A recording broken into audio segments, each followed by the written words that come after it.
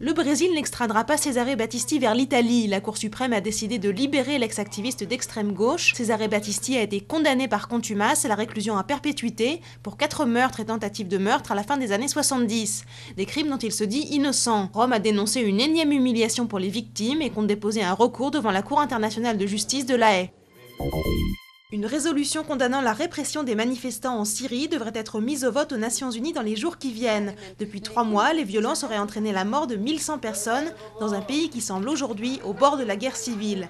Des réfugiés fuyant le nord du pays continuent à affluer en Turquie. Ouverture d'une enquête au Maroc après les propos de Luc Ferry accusant un ex-ministre français d'avoir eu des relations pédophiles dans ce pays. Mercredi soir, l'ONG marocaine Touche pas à mon enfant avait porté plainte contre X pour exploitation sexuelle de mineurs et non-dénonciation. La progression du pouvoir d'achat des Français a ralenti en 2010, freinée par les prix du pétrole, mais la consommation a résisté.